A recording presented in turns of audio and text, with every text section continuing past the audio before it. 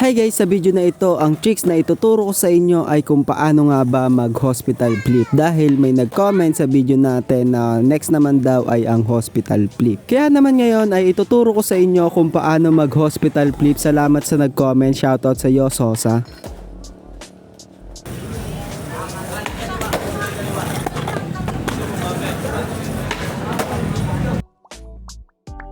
Ang hospital flip guys ay hindi na basic tricks guys, medyo mahirap-hirap na to para sa mga beginners at dapat meron na kayo ditong consistent na kick flip. Medyo mahirap na nga rin pala tong hospital flip guys, lalong-lalo na kapag hindi nyo pa nagigets kung paano paikutin yung hospital flip. Pero once na nalaman na ng katawan ninyo yung tamang paghagod ng hospital flip ay mabilis nyo na lang magagawa yung hospital flip guys, kasi hindi naman to nakakatakot gawin. Kasi parang kick flip lang naman to pero kalahati lang yung ikot, tapos parang hahatakin lang ng front foot ninyo para umikot yung hospital flip. Syempre ituturo ko sa inyo at ipapakita ko sa inyo yung technique para mabuo nyo yung hospital flip. Kaya naman umpisahan na natin to sa tamang foot placement ng hospital flip. Ganito nga pala yung foot placement ko kapag ginagawa ko yung hospital flip guys. Yung front foot ko ay parang kagaya lang sa kick flip guys, pero medyo mas manipis ng kaonte, tapos dapat naka-slanted kagaya neto. Yung back foot ko naman ay kagaya lang sa kick flip, kasi kung ano yung back foot ko sa kick flip ay ganun lang rin yung back foot ko sa hospital flip guys. Ganyan lang yung foot placement ko kapag ginagawa ko yung hospital flip, pero pwede nyong ibahin yung foot placement nyo kung saan nyo napapaikot yung hospital flip. Ito naman guys yung mga tricks na makakatulong sa inyo kung paano nyo magagawa yung hospital flip. Unang-una ay dapat meron na kayong consistent at komportable na kayo kapag ginagawa nyo yung kick flip.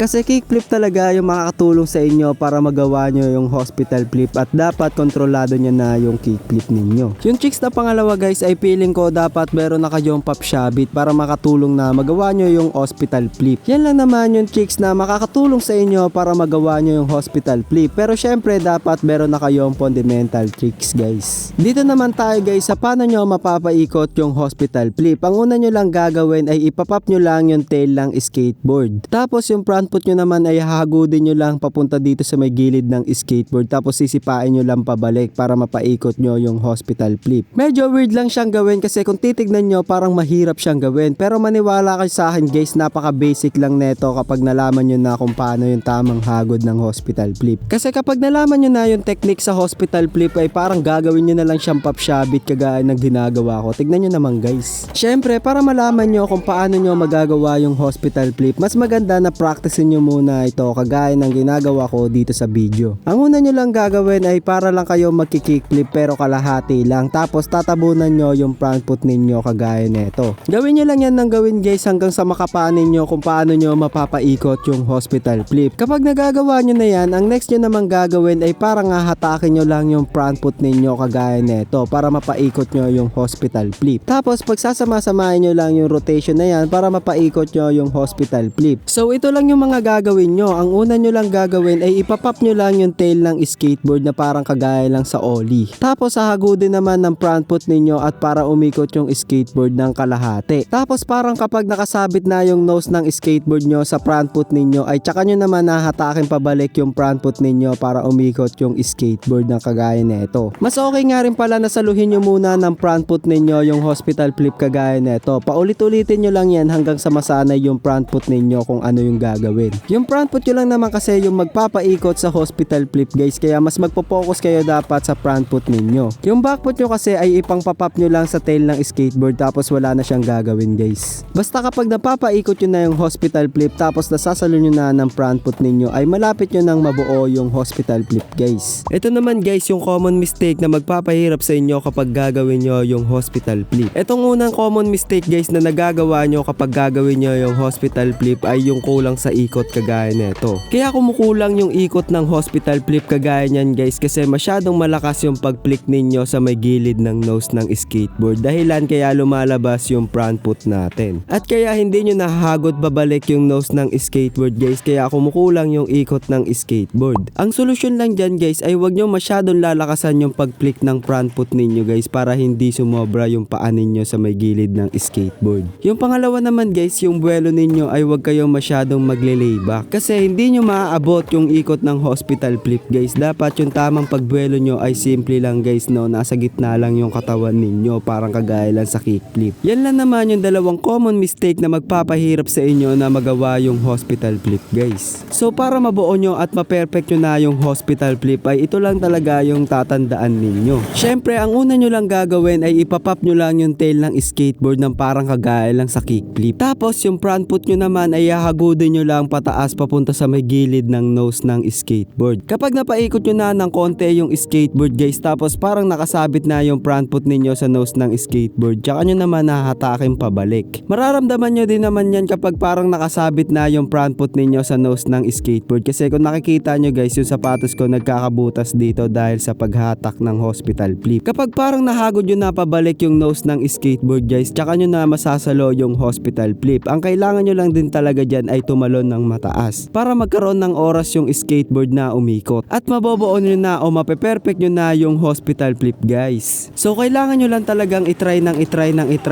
yung hospital flip para mabuo nyo talaga siya. Kung kinakailangan guys, panoorin nyo lang tong lagi yung video na to para magawa nyo talaga yung hospital flip. At tandaan nyo lang yung mga tinuro ko para magawa nyo yung hospital flip guys. At dito na magtatapos itong aking video. Maraming salamat sa panonood ninyo. Peace out. At malapit na nga rin pala ako mag 1,000 subscribers, kaya mag-subscribe ka na. Yun lang, maraming salamat. Thank you so much. Hihi.